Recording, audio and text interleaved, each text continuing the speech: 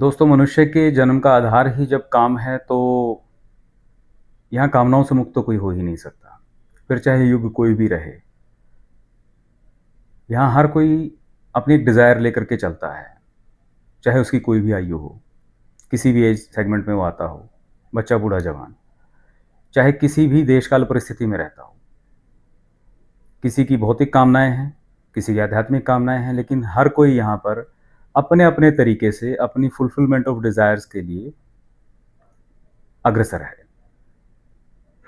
क्योंकि मूल आधार जो है फुलफिलमेंट ऑफ डिज़ायर्स का वो है सुकून। हर इंसान सुकून ढूँढता है, उसे आप अलग-अलग नाम दे सकते हैं, कोई उसे हैप्पीनेस का नाम दे देता है, कोई उसे एंटरटेनमेंट का, कोई किसी तरीके से, कोई किसी तरीके से, उसे कोई कहीं ढूँढेगा, कोई कहीं।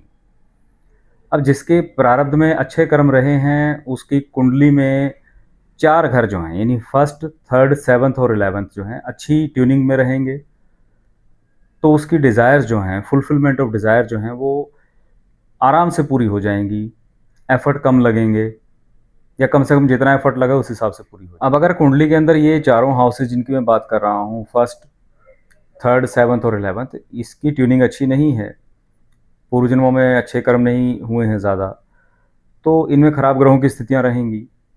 परिणाम स्वरूप फुलफिलमेंट ऑफ डिज़ायर में दिक्कतें आएँगी। कई बार आप ऐसा महसूस करेंगे कि मैं यार जो भी इच्छा रखी ज़िंदगी में ना, वो मुकम्मल नहीं हुई, पूरी नहीं हुई, कुछ ना कुछ तो रह गया। कइयों के तो बेचारों को कुछ भी नहीं हो पाता, बस ज़िंदगी समझौतों में कट जाती है। तो ज़िंदगी समझौते में कटेगी या खुश हो करके, जिसको कहते हैं ना कि हाँ यार एक फुलफिलमेंट हुई लाइफ़ की, ये बेसिकली ये 4 घर ही डिसाइड करते हैं। First, third, seventh, 11th।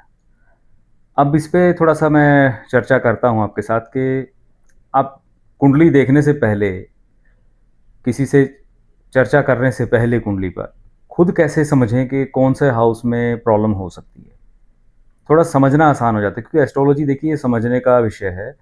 ये ऐसे ब्लाइंडली चलने वाली चीज़ नहीं है। जो लोग इसको ब्लाइंडली लेके चलते हैं ना, उन्होंने ही सबसे ज़्यादा सत्यानाश किया है इस विद्या का। चाहे बताने वाले हों, चाहे वो पूछने वाले हों। तो मुद्दा ये है समझने का कि पहला हाउस जो है, उसका क्या महत्व है। फर्स्ट हाउस कुंडली में यानी कि आप खुद हैं, सेल्फ हैं। अब आप में खुद ही कोई चीज़ की अगर इच्छा नहीं है, एक ड्राइव नहीं है, आपका मन ही नहीं है, सीधी बात है ना। आप खुद ही नीरस हो चुके हैं, स्वभाव से विरक्त हो गए हैं। कभी-कभी हो जाता है, टेम्परेरी स्टेज ऐसी आ जाती है कि नहीं यार बस मन ऊब गया है। तो फिर चाहे आपके सामने पूरे ब्रह्मांड के खजाने रखे हों, तब भी आप उस चीज़ को महत्वहीन कर देंगे। तो अगर ऐसा विचारधारा चल रही है किसी की कि उसका मन ही नहीं करता कुछ भी चीज़ में, वो किसी चीज़ में सुकून उसको मिल ही नहीं पाएगा या नहीं पाएगा वो बात की बात है, लेकिन उसका मन ही नहीं है कोई उस चीज़ को बढ़ कर के हासिल करना है, वो ड्राइव ही नहीं है, तो फर्स्ट हाउस में गड़बड़ है। अगर ड्राइव है, कुछ चाहते हैं, हाँ भाई हासिल करना है, ये कामना है, उसके लिए एफर्ट करते हैं, लेकिन एफर्ट जो है वो काम नहीं कर पा रहे हैं। इनिशिएटिव ले ही नहीं पा रहे हो या फिर इनिशिएटिव ले भी लिए, पराक्रम दिखा भी रहे हो, एफर्ट जो हैं वो सही से नहीं हो पा रहे हैं, एफर्ट्स में कमी आ रही है। कारण कुछ भी हो जाए, यानी एफर्ट वाला मामला जो है, इनिशिएटिव वाला मामला जो है वहाँ गड़बड़ है, तो इट मीन्स थर्ड हाउस में दिक्कत है आपके। दूसरे लोग अगर इन्वॉल्व होते हैं आपके ज़िंदगी की फुलफिलमेंट ऑफ डिज़ायर में, उनकी वजह से आपकी इच्छा पूर्ति नहीं हो पा रही है, तो आप समझ करके चलिएगा वो 7th हाउस का मामला आ गया। विवाहित हैं तो खास तौर पे पति-पत्नी जो हैं, जीवन साथी जो है, उनका बहुत अहम रोल रहता है कि अगर पति या पत्नी की वजह से, आपके लाइफ पार्टनर की वजह से या आपके बिज़नेस पार्टनर्स की वजह से या जो लोग आपके सहभागी हैं उस फुलफिलमेंट ऑफ डिज़ायर के अंदर, उनकी वजह से अगर आपका काम नहीं बन पा रहा, आपकी इच्छा पूर्ति नहीं हो पा रही, चाहे भौतिक हो चाहे आध्यात्मिक हो, कोई ना कोई व्यवधान आ रहा है, तो समझ लीजिए 7th हाउस की ट्यूनिंग खराब है। फिर लास्ट में आता है 11th हाउस, 11वां घर जो है, ये ऑटो बेनिफिट का हाउस है। आपने कर्म कर दिया, पेड़ लगा दिया, अब फल उस पे कैसे आएँगे, कब आएँगे, ये सारा उसका डिपार्टमेंट है, लेकिन आपके हाथ की बात नहीं है वो। जैसे भगवान ने गीता में कहा ना कि कर्मण्येवाधिकारस्ते मा फलेषु कदाचन। आपने कर्म कर दिया, कर्म में आपका अधिकार था, फल में आपका अधिकार नहीं है। और जो भी आएगा वो आपको सामने ही मिलेगा, आप उसको नकार नहीं सकते, चॉइस नहीं है उसके अंदर। तो 11th हाउस आपको कोई चॉइस नहीं देगा। जैसा भी आपका प्रारब्ध ने सपोर्ट किया, जैसा आपके इस जन्म के कर्म ने किया, उन सब का लेखा जोखा निचोड़ निकाल करके नेट टोटल जो मिलेगा वो 11th हाउस है। अच्छी ट्यूनिंग है, 11th हाउस अच्छी पोजीशन में अच्छा ग्रह बैठा है, तो कई इच्छाएं होती हैं ना, ऐसी ही पूरी होती चली जाती हैं। खाली इंसान ने सोचा, उसको अपने आप ही वो आ गया। कोई काम किया, थोड़ा एफर्ट किया, उससे लाभ ज़्यादा मिल गया। लेकिन अगर बहुत एफर्ट्स कर लिए, सब कुछ है, नेटवर्किंग है, एवरीथिंग सब करने के बावजूद भी फाइनल रिजल्ट जो होता है, फाइनल जो फुलफिलमेंट होती है वो नहीं आ पा रही, तो सीधी सीधी बात है भैया, आपका 11th हाउस गड़बड़ में है। तो इस तरीके से आप इन चीज़ों को कनेक्ट कर सकते हैं, आइडेंटिफाई कर सकते हैं कि कहाँ पर मामला, कौन से हाउस से रिलेटेड दिक्कत हो सकती है। अब आपको समझ में आ जाएगा तो देन फिर आप अपने एस्ट्रोलॉजर से बात करिए, अपनी कुंडली पे चर्चा कीजिए बैठ करके। ये बड़ा गूढ़ विषय होता है, जीवन को दिशा देने की बात होती है। कामना, डिजायर जो है वो जीवन के अंदर बहुत महत्वपूर्ण है। संसार में इससे मुक्त कोई नहीं है, केवल वही है जिसने अपने कर्म बंधनों से ऊपर उठ करके आध्यात्मिक ऊंचाइयों को छू लिया है, जिसे मोक्ष कहते हैं आप। और ऐसे कितने ही लोग हो पाते हैं, सबको पता है, क्योंकि सारा संसार सकाम है। यहाँ निष्काम कोई विरला ही मिलेगा आपको। आध्यात्मिक जगत के अंदर भी लोगों की कामनाएं हैं, इच्छाएं हैं, ऊंचाइयों को छूना है। लक्ष्य नहीं होगा तो आप आगे कैसे बढ़ोगे? अगर काम इतना बुरा होता, डिजायर्स बुरी होती, तो इसे 4 पुरुषार्थ में शामिल ना किया जाता, धर्म अर्थ काम मोक्ष। वासना बुरी है, काम बुरा नहीं है, डिजायर बुरी नहीं है। काम को आप मिसगाइड मत होइए, अपने आप को करिए, गलत इन्फॉर्मेशन मत लेके जाइए, क्योंकि ये होता है, समाज में चल रहा है।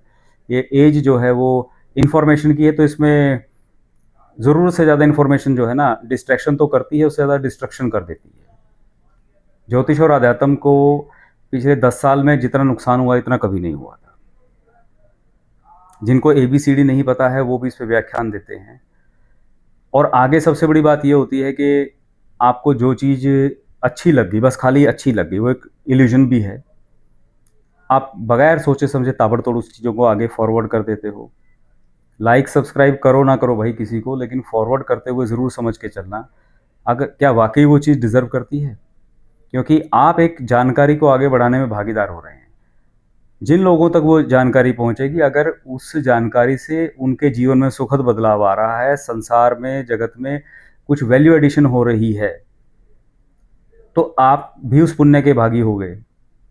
लेकिन अगर वो इन्फॉर्मेशन गलत है, वो इन्फॉर्मेशन से उस व्यक्ति को भी नुकसान हो रहा है, या संसार में भी दिक्कतें आ रही हैं, किसी ना किसी तरीके से नुकसान होगा, भ्रम फैलेगा, तो आप भी तो भागीदार हो गए उसके। तो इसलिए थोड़ा सा चीज़ों को फॉरवर्ड करते हुए ज़रूर समझ करके चला करें। अच्छी चीज़ है तो बेझिझक उसको फॉरवर्ड करें, अगर सही नहीं है, भ्रामक है, भ्रम फैलाने वाली है, तो ना किया करें। अब तय कर लिया कि भी कुंडली के अंदर ये चारों में से कहाँ कहाँ गड़बड़ है, अपने ज्योतिषी से मिल लिए। जो ग्रहों की वजह से नुकसान हो रहा है, जिस भी हाउस के अंदर खराबी आ रही है, खराब अगर ग्रह बैठा है, नुकसान कर रहा है, तो उसका जप बताएंगे आपके पंडित जी आपको कि इसका जप कीजिए, यंत्र इत्यादि रखिए, पाठ पूजा यानी कीजिए उसकी, और दान कीजिए। जिस समय जप करेंगे उसका, तो उसके दान की वस्तु आपके सामने होनी चाहिए। कितना जप करना है, किसको क्या रहेगा, वो व्यक्तिगत मामले हैं, सबकी कुंडली के हिसाब से होगा। कितने दिन तक करना है प्रयोग, ये डॉक्टर वाला हिसाब होता है कि किसको कितने दिन दवाई खानी है। उसके बाद अगर आपका ग्रह फायदा कर सकता है, लेकिन वो कमज़ोर बैठा है, इसलिए फुलफिलमेंट डिज़ायर नहीं हो पा रही है, तो उस प्लैनेट को बल दीजिए, उसका पाठ जाप करिए। पाठ जाप तो करना पड़ेगा, क्योंकि उसी से वो एक्टिव होगा, और उससे संबंधित चीज़ें धारण कीजिए, चाहे वो जेमस्टोन्स हो, या उसकी धातु हो, या उसकी यंत्र इत्यादि, या जो भी चीज़ें, चाहे इवन औषधियाँ हैं, भोजन है, रंग हैं, ये सब चीज़ें उसमें आती हैं। तो सिंपल सा लॉजिक है इस चीज़ का, लेकिन ये आपको समझना होगा। अपने एस्ट्रोलॉजर से बैठ करके फ्री में एक्सपेक्ट मत करके चलिए संसार में किसी से भी। जो भी व्यक्ति अपना समय आपको देगा, वो डिजर्व करता है। आप उनकी फीस ना दे पाएं, जितना आपका सामर्थ्य है वो ऑफर कर दें। लेकिन फ्री एक्सपेक्टेशन मत रखिए। जो लोग फ्री एक्सपेक्टेशन रखते हैं अपने फ़ायदों के लिए, अपनी फुलफिलमेंट ऑफ डिज़ायर के लिए, वो अपने हाथों अपना ये चारों घर खराब कर लेते हैं। यहाँ हर रोज़ का मामला, मैं डेली देखता हूँ ऐसे लोगों को, ठीक है ना? इसके अलावा आप लोगों की कोई जिज्ञासाएँ हों, आध्यात्मिक विषयों पे चर्चा करना चाहते हैं, कोई वर्कशॉप, ज़ूम, वेबिनार फ्री में अटेंड करना चाहते हैं, आप सबका स्वागत है। जो भी कोई आपकी जिज्ञासाएँ हों, वो अपने कमेंट में डाल दीजिएगा। मैं कोशिश करूँगा, ज़रूर आपको रिप्लाई करूँ। महादेव कृपा बनाए रखें। Sandeep Bhardwaj, astrologer and spiritual mentor. जल्दी मिलते हैं किसी और विषय पे।